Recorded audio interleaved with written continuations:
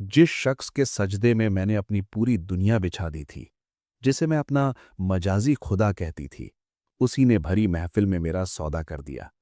उस रात मुझे समझ आया कि जलील होने की कोई हद नहीं होती। आज जो कहानी मैं आपको सुनाने जा रही हूं, वो सिर्फ एक प्रेम कहानी नहीं है। वो एक आईना है हर उस इंसान के लिए जो प्यार में अंधा होकर अपनी गरिमा खो देता है। अवंतिका एक ऐसी लड़की थी जिसने कभी सपने में भी नहीं सोचा था कि उसका परफेक्ट पति हेमंत उसके लिए काल बन जाएगा। लोग उनकी जोड़ी की मिसाल देते थे, लेकिन चार दीवारी के पीछे जो खेल चल रहा था, उसने अवंतिका की रूह को छलनी कर दिया था। शहर की सबसे आलीशान हवेली में आज जश्न का माहौल था। बाहर महंगी गाड़ियों का तांता लगा था और अंदर इत्र की खुशबू के बीच बड़े बड़े बिजनेसमैन और रईस लोग जाम से जाम टकरा रहे थे। अवंतिका गहरे लाल रंग की रेशमी साड़ी में लिपटी किसी अप्सरा से कम नहीं लग रही थी। उसके गले में पड़ा हीरों का हार उसकी खूबसूरती को चार चांद लगा रहा था, लेकिन उसकी आंखों में एक अजीब सी खामोशी थी। अवंतिका, मुस्कुराओ डार्लिंग, आज मेरी कंपनी के लिए बहुत बड़ा दिन है। हेमंत ने उसके कान के पास झुककर फुसफुसाया। हेमंत लंबा गबरू जवान और शहर का सबसे सफल युवा व्यवसायी। अवंतिका के लिए वो सिर्फ पति नहीं था, वो उसका सब कुछ था। उसने बचपन से सुना था कि शौहर मजाजी खुदा होता है, और अवंतिका ने इसे पत्थर की लकीर मान लिया था। उसने अपनी पढ़ाई, अपने सपने, यहां तक कि अपनी पहचान भी हेमंत के कदमों में ढेर कर दी थी। हेमंत ने अवंतिका का हाथ इतनी जोर से भींचा कि उसके नाखून उसकी खाल में गड़ गए। मुस्कुराते हुए चेहरे के पीछे हेमंत की आंखें नफरत उगल रही थी। आज रात तुम्हें मिस्टर खन्ना को खुश रखना है, याद है ना? अवंतिका का दिल एक पल के लिए धड़कना भूल गया। खुश रखना मतलब सिर्फ बातें ही तो करनी है ना? उसने कांपती आवाज में पूछा। हेमंत की हंसी में कोई गर्मजोशी नहीं थी, सिर्फ एक बर्फीली ठंडक थी। सिर्फ बातों से करोड़ों के कॉन्ट्रैक्ट साइन नहीं होते जानू। अवंतिका को लगा जैसे किसी ने उसके कान में पिघला हुआ सीसा डाल दिया हो। ये वही हेमंत था जिसने शादी की पहली रात उससे वादा किया था कि वो उसे दुनिया की हर खुशी देगा। लेकिन पिछले 2 सालों में धीरे धीरे खुशियों की परिभाषा बदल गई थी। शुरुआत छोटे छोटे कॉम्प्रोमाइज से हुई। छोटे कपड़े पहनना, अनजान मर्दों के साथ ड्रिंक्स लेना, उनके भद्दे चुटकुलों पर मुस्कुराना। और आज आज तो उसने सारी हदें पार कर दी थी। भीड़ के बीच अवंतिका खुद को अकेला महसूस कर रही थी। उसने देखा कि कैसे हेमंत दूसरे कोने में खड़ा मिस्टर खन्ना के साथ हाथ मिला रहा था और उसकी तरफ इशारा कर रहा था। खन्ना की भूखी निगाहें अवंतिका के जिस्म को ऐसे नाप रही थी जैसे वो कोई हाड़ मांस की औरत नहीं, बल्कि नीलामी में रखी कोई वस्तु हो। अवंतिका ने हेमंत को समझाने की कोशिश की। वो चुपके से उसे बालकनी में ले गई। हेमंत, तुम ये क्या कह रहे हो? मैं तुम्हारी पत्नी हूं, कोई खिलौना नहीं। मुझे घर जाना है। हेमंत ने सिगरेट का धुआं उसके चेहरे पर छोड़ा। पत्नी? अवंतिका, तुम एक इन्वेस्टमेंट हो। मैंने तुम्हें इस महल में रखा है, ये हीरे दिए हैं, ये रुतबा दिया है। तो क्या बदले में मैं इतना भी नहीं चाह सकता कि तुम मेरे काम आओ? उसने अवंतिका का चेहरा हाथ में लिया और बड़े प्यार से कहा, तुम मुझे खुदा मानती हो ना? तो खुदा का हुक्म मानना पड़ता है, सवाल नहीं किए जाते। उस पल अवंतिका को एहसास हुआ कि उसने जिस खुदा की इबादत की थी, वो दरअसल एक शैतान था जिसने प्यार का नकाब ओढ़ रखा था। पार्टी खत्म हुई, लेकिन असली नर्क शुरू होना बाकी था। मेहमान जा चुके थे। हेमंत ने उसे बेडरूम में जाने को कहा और खुद मिस्टर खन्ना के साथ ड्राइंग रूम में बैठ गया। अवंतिका का दम घुट रहा था। उसने सोचा कि शायद हेमंत मजाक कर रहा था, शायद वो सिर्फ उसे डरा रहा था। लेकिन तभी दरवाजे पर दस्तक हुई। उसे लगा हेमंत होगा, लेकिन जब उसने दरवाजा खोला, सामने मिस्टर खन्ना खड़े थे, हाथ में शराब का गिलास लिए और चेहरे पर वो घिनौनी मुस्कान। हेमंत ने कहा था तुम बहुत हसीन हो, पर नजदीक से तो तुम आग हो, खन्ना ने लड़खड़ाती जुबान में कहा। अवंतिका ने चिल्लाकर हेमंत को आवाज दी, हेमंत, देखो ये क्या कर रहे हैं, हेमंत। लेकिन बाहर से कोई जवाब नहीं आया। सिर्फ हेमंत के ठहाकों की आवाज आ रही थी, जो नीचे वाले कमरे में बैठकर अपनी कामयाबी का जश्न मना रहा था।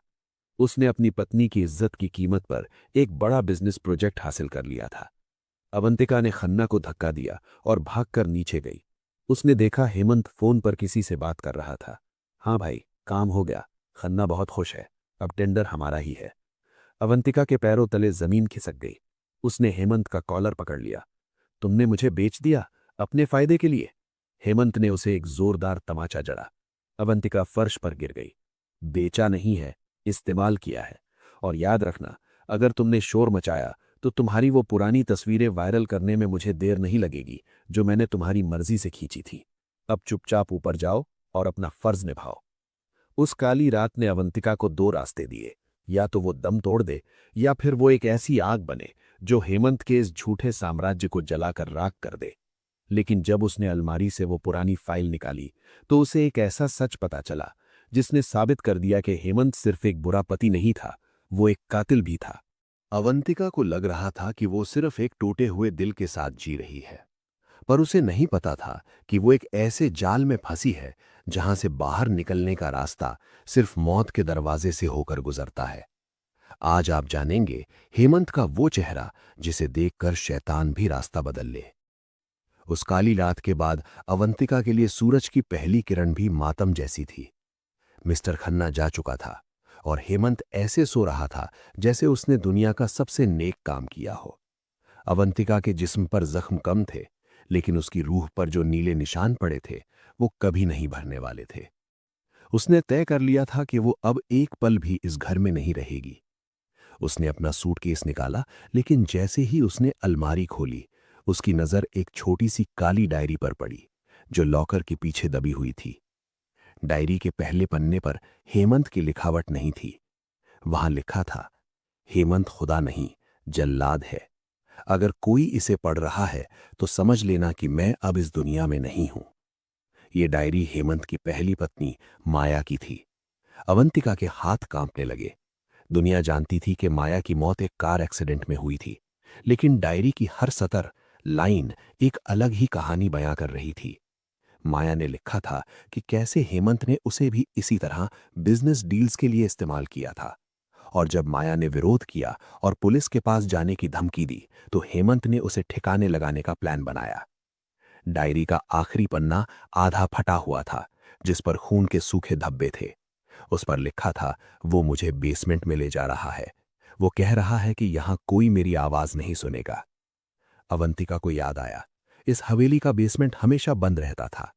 हेमंत ने कहा था कि वहां पुराना कबाड़ और कंस्ट्रक्शन का सामान है।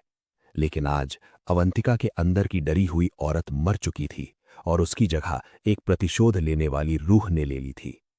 दोपहर का वक्त था। हेमंत ऑफिस जा चुका था। अवंतिका ने हिम्मत जुटाई और हाथ में एक भारी टॉर्च लेकर बेसमेंट की सीढ़ियों की ओर बढ़ी। जंग लगे ताले को उसने एक पत्थर से तोड़ दिया। अंदर की हवा भारी और सड़ी हुई थी। जैसे जैसे वो आगे बढ़ी उसे दीवारों पर अजीब से निशान दिखे। एक कोने में एक पुरानी दीवार थी जो बाकी दीवारों से थोड़ी अलग लग रही थी, जैसे उसे हाल ही में फिर से बनाया गया हो। अवंतिका ने वहां रखे एक फावड़े से उस कच्ची दीवार पर वार करना शुरू किया। ईंटें गिरते ही अंदर से एक बदबू का भभका उठा। टॉर्च की रोशनी में उसे एक इंसानी खोपड़ी और कुछ गहने चमकते हुए दिखे।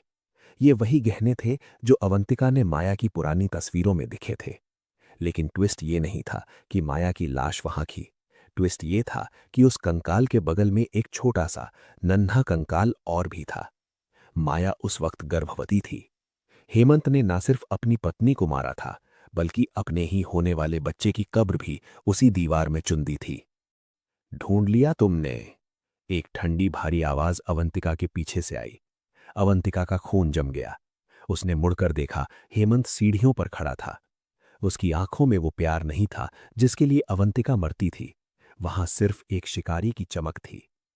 हेमंत, तुमने तुमने अपने बच्चे को भी नहीं छोड़ा। अवंतिका की आवाज लड़खड़ा रही थी। हेमंत धीरे धीरे सीढ़ियां उतरने लगा। बच्चा, वो मेरी तरक्की के रास्ते का पत्थर था। माया पुलिस के पास जाने वाली थी, और अब तुम भी उसी रास्ते पर चल पड़ी हो। उसने जेब से एक चाकू निकाला। अवंतिका, मैंने तुम्हें मजाजी खुदा बनने का मौका दिया था। तुम इबादत करती रहती तो शायद महल की रानी बनी रहती, पर तुम्हें तो सच जानना था। हेमंत ने झपट्टा मारा, पर अवंतिका ने टॉर्च उसके मुंह पर दे मारी और भागकर ऊपर की ओर दौड़ी।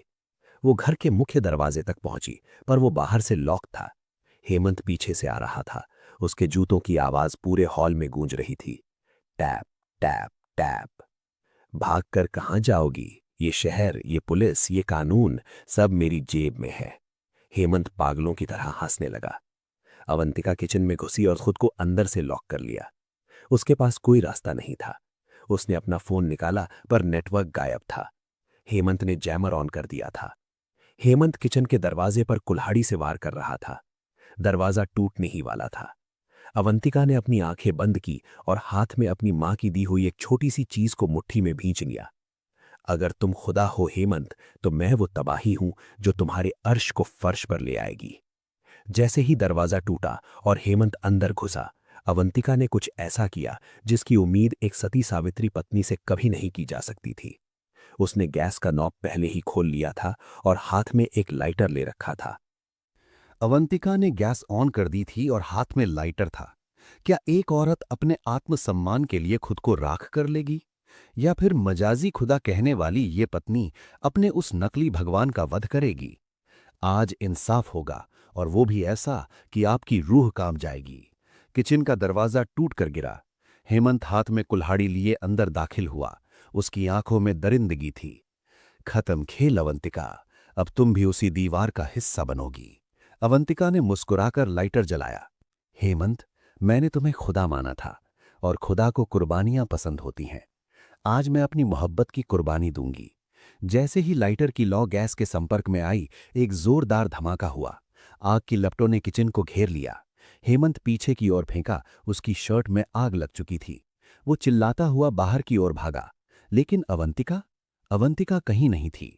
धमाके से ठीक 2 सेकंड पहले अवंतिका ने किचन की छोटी खिड़की से बाहर छलांग लगा दी थी, जो पीछे के बगीचे में खुलती थी। उसने अपनी जान दांव पर लगा दी थी, लेकिन ये उसकी मौत नहीं, उसके नए जन्म की शुरुआत थी। अगले दिन अखबारों में खबर थी, मशहूर बिजनेसमैन हेमंत की हवेली में आग, पत्नी लापता। हेमंत अस्पताल में था। उसके हाथ और चेहरा बुरी तरह जल चुके थे। लेकिन उसे डर आग का नहीं था। डर उस फाइल का था जो अवंतिका ने बेसमेंट से निकाली थी। उसे लगा अवंतिका मर चुकी है और उसके साथ सारे सबूत भी खत्म हो गए।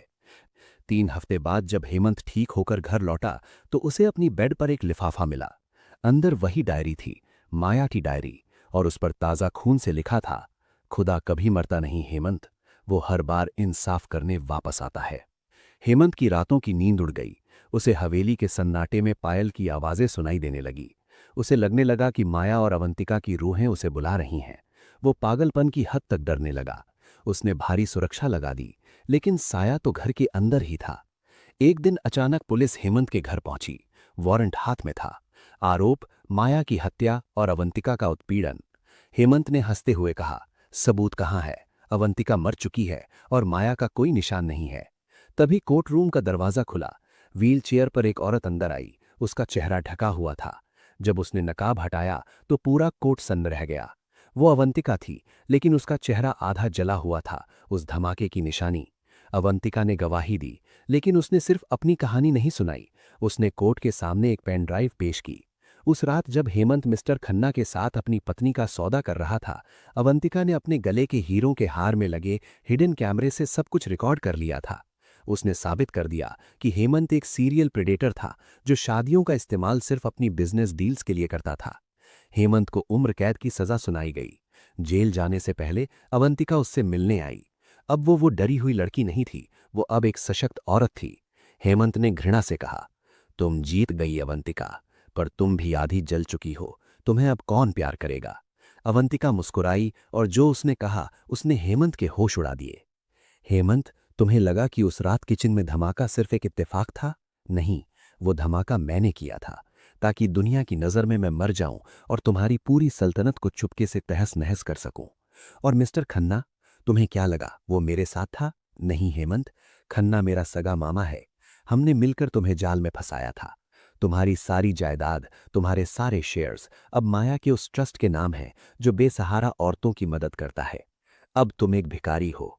और सबसे बड़ी बात हेमंत, जिस माया को तुमने बेसमेंट में दफनाया था, वो मेरी सगी बड़ी बहन थी। मैं इस घर में प्यार की तलाश में नहीं आई थी। मैं अपनी बहन की मौत का बदला लेने आई थी। मैंने जानबूझकर तुमसे शादी की, जानबूझकर तुम्हें अपना मजाजी खुदा कहा, ताकि तुम्हारी नजरों में धूल झोंक सकूं। हेमंत की आंखों के सामने अंधेरा छा गया। जिस औरत को वो मोहरा समझ रहा था, वो दरअसल शतरंज की सबसे बड़ी खिलाड़ी निकली। अवंतिका कोर्ट से बाहर निकली। बाहर बारिश हो रही थी, जैसे कुदरत उसकी रूहों के दाग धो रही हो। उसने आसमान की तरफ देखा और कहा, मजाजी खुदा यानी इंसानी खुदा सिर्फ तब तक है जब तक इंसान अपनी गरिमा न भूल जाए। जिस दिन आप खुद का सम्मान करना सीख जाते हैं, उस दिन दुनिया का कोई भी जालिम आपको तोड़ नहीं सकता। प्यार में झुकना इबादत है, लेकिन अपनी गरिमा को दांव पर लगाना खुदकुशी। किसी को इतना हक मत दो कि वो आपकी रूह को जलील करे। याद रखिए, असली खुदा आपके भीतर की हिम्मत है। आज की कहानी आपको कैसी लगी? क्या अवंतिका ने जो किया वो सही था? कमेंट में अपनी राय जरूर दें और ऐसी ही रोंगटे खड़े कर देने वाली कहानियों के लिए हमें सब्सक्राइब करें।